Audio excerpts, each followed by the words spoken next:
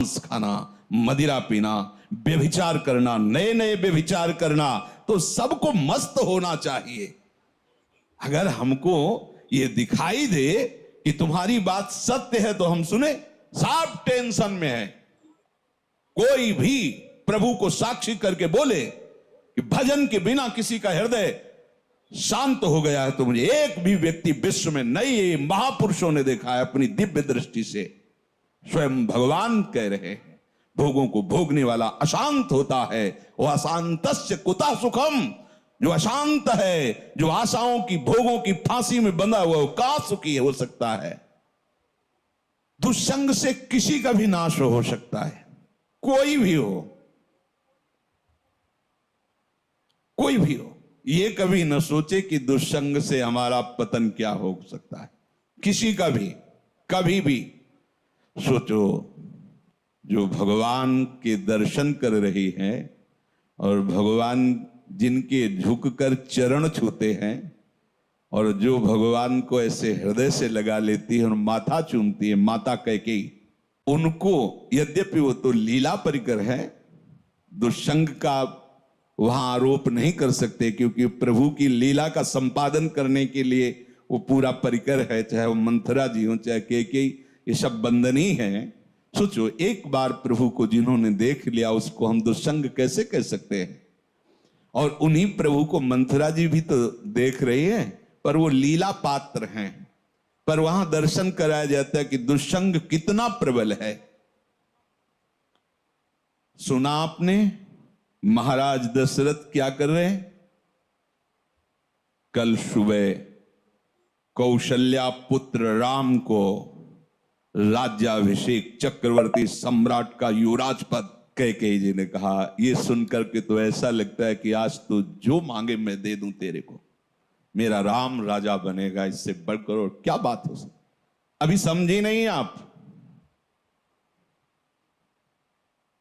अगर भरत राजा बनते और ये बात तुम कहती तो समझ में आती मेरी। मंथरा ने, जब राम राजा बनेंगे तो दासी से ज्यादा तुम्हारी योग्यता नहीं रहेगी, क्योंकि कौशल्या उनकी मां है, वो महारानी के पद पर विराजमान हो। वो आपको पता है महाराज राम को कितना प्यार करते हैं।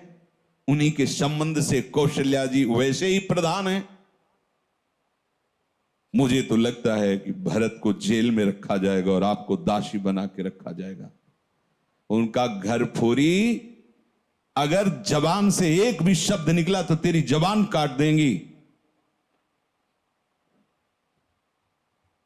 मोरे राम भरत दो आंखें, जैसे दाई और बाई आंख को भेद करके नहीं वर्णन किया जा सकता, ऐसे तुझे पता है राम और भरत मेरी दोनों आंखें, घर फोड़ी, तेरी जबान काट लेंगे अगर बोली। चुप हो गए। फिर बोली, को नृप होए हमें कहानी, चेरी छोड़ी न होई बरानी। कोई भी राजा हो, मुझे क्या, वो तो मैं तुम्हारे हित की बात कहती हूं, मुझे तो दासी ही रहना है। पर ये तुम नहीं जान पा रहे हो, तुम बहुत भोली हो। उधर में जाके सब पता लगा के आए हूं, क्या षड्यंत्र रचा जा रहा है। ठीक है, तुम जबान काट लोगे, लेकिन मैं बोलने से नहीं रुकूंगी। जो हो रहा है मैं तुम्हें बताऊंगी। देखा, इतना प्यार, तो क्या बस बात मेरी मान लो। अगर टल गई ये बात तो फिर जीवन भर पछताओगे। सुबह राज्याभिषेक का समय है, कोप भवन में जाओ। महाराज ने वरदान देने की बात आपको कही थी, आप वरदान मांग लेना। मान लो मेरी बात। चढ़ने लगी बात और उठकर चली गई कोप भवन में। जब महाराज को पता चला, महाराज आए, तुम्हें कोप भवन में आने की क्या आवश्यकता थी? तुम तो केवल सूचना दे देती, क्या मांग है तुम्हारी? ऐसे बलवान थे महाराज दशरथ कि देवराज इंद्र सहायता के लिए बुलाते थे जब असुरों से संग्राम होता, और भगवान के पिता बनने का सौभाग्य मिला। सब बल ऐश्वर्य संपन्न महात्मा थे महाराज दशरथ जी। और उनका केवल आप मीठी मीठी बातें करते रहते हैं, अपने वचनों पर तो दृढ़ नहीं रहते।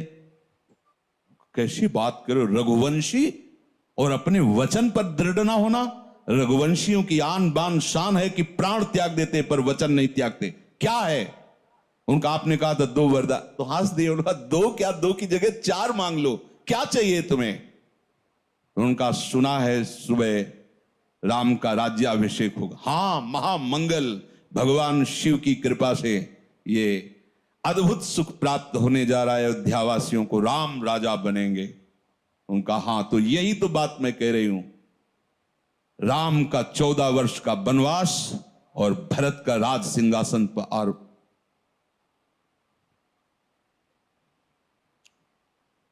महाराज सोच भी नहीं सकते थे, ऐसी अवाक रह गए, ये क्या? बस यही तो हम कह रहे हैं ना, मीठी मीठी केवल बातें करते हो। दशरथ जी ने कैकेयी जी के चरणों में हाथ रखा, वर्णन आया है, और कहा मेरे प्राण मांग लो तो देने में मैं हिचकूंगा नहीं, लेकिन राम को वनवास ऐसा मत करो। सुबह होते ही मैं भरत को बुला करके राजगद्दी दूंगा, आप कहोगी तो मैं राम और कौशल्या के साथ एकदम एकांत हो जाऊंगा, पर मेरे राम को वनवास। बस हम यही तो कह रहे थे कि मीठी मीठी केवल बातें। आप एक तरह से मूर्छित हो गए महाराज। क्या हुआ देखो, कितना आनंद मंगल होने वाला था, कैसा कुशंग ने स्वयं कैकेयी जी को भी वैधव्य सहना पड़ा। और जो नेत्रों का परम लाभ है, 14 वर्ष तक उस लाभ से वंचित।